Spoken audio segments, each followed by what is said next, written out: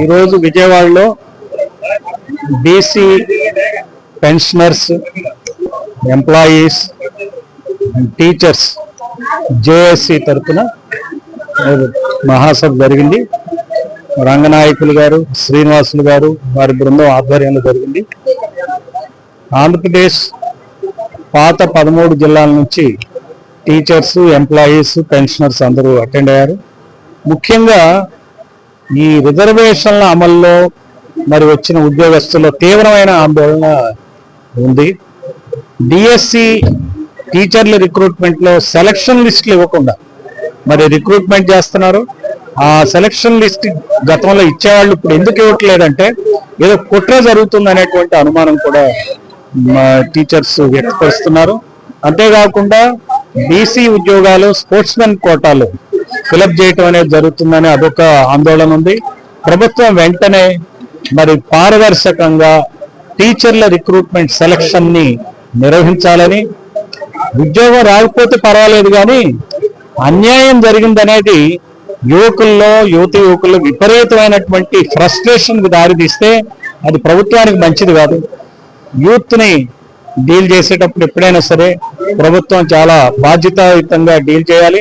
మరి దీన్ని వెంటనే సరిదిద్దాలని చెప్తున్నాం. అట్లనే సుప్రీంకోర్టు ఏదైతే రిజర్వేషన్ల అమలు విధానంలో జడ్జిమెంట్ గత 3-4 రోజుల క్రితం వచ్చిందో అది కూడా బీసీ, ఎస్సీ, ఎస్టీ వర్గాలకు తీరని అన్యాయం చేసేటువంటి జడ్జిమెంట్. దాని మీద కూడా కేంద్ర రాష్ట్ర ప్రభుత్వాలు స్పందించాలి. RPF constables recruitment age relaxation పొందారు అనేటువంటి మిషన్ మీద ఓబీసీ అభ్యర్థులకి మెరిట్ ఉన్నా కానీ ఓపెన్ కేటగిరీలో ఉద్యోగాలు ఇవ్వకుండా బీసీ కేటగిరీలోనే మీరు రిజర్వేషన్ పొందాలని చెప్పి నిర్ణయించడం, మరి వాళ్ళకి ఉద్యోగాలు రాకపోవడం జరిగింది. దీన్ని వెంటనే కేంద్ర ప్రభుత్వం సరిదిద్దాలి. మరి కూటమి ప్రభుత్వంలో కీలక పాత్ర వహిస్తున్నటువంటి చంద్రబాబు నాయుడు, పవన్ కళ్యాణ్ బీసీ అభ్యర్థులకు, ఎస్సీ, ఎస్టీ అభ్యర్థులకు ఆర్పిఎఫ్ కానిస్టేబుల్ మీద వచ్చిన సుప్రీంకోర్టుకు సంబంధించిన జడ్జిమెంట్ విషయంలో కూడా చర్యలు తీసుకోవాలి. ఇప్పుడు నోటిఫికేషన్ లో రూల్ ఉంది కాబట్టి ఆ నోటిఫికేషన్ రూల్ ను ఫాలో అవ్వమంటాం అన్యాయం.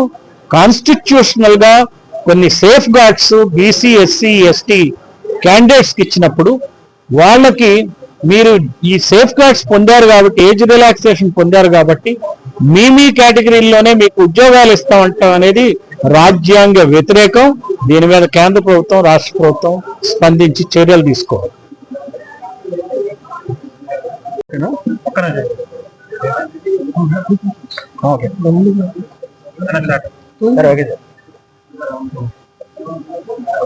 జేఫులే ఈరోజు విజయవాడలో బీసీలకు సంబంధించినటువంటి ముఖ్యమైనటువంటి సమావేశం జరిగింది.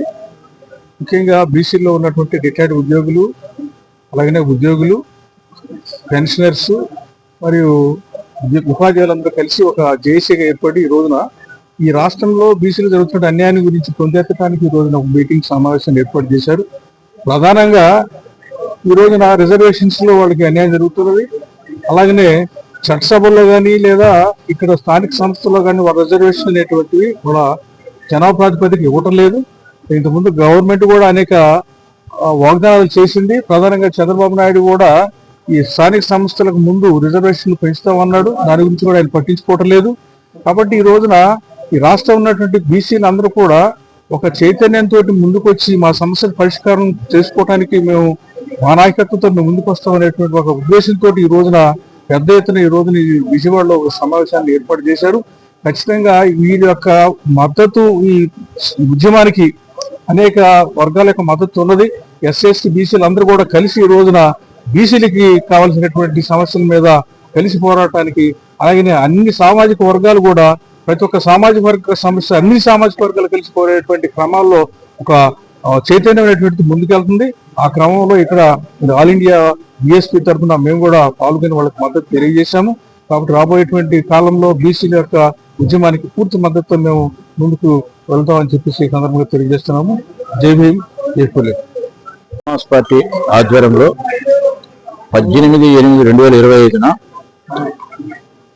రాష్ట్రంలో ఉన్న అన్ని జిల్లా కలెక్టర్లకు బీసీలకు వచ్చే స్థానిక సంస్థల్లో మీరు ఇచ్చిన 50% రిజర్వేషన్లు స్థానిక సంస్థల్లో అమలు చేస్తామన్న హామీని అమలు చేయాలని చెప్పి కలెక్టర్లకు వినతి పత్రం ఇవ్వడం జరిగింది.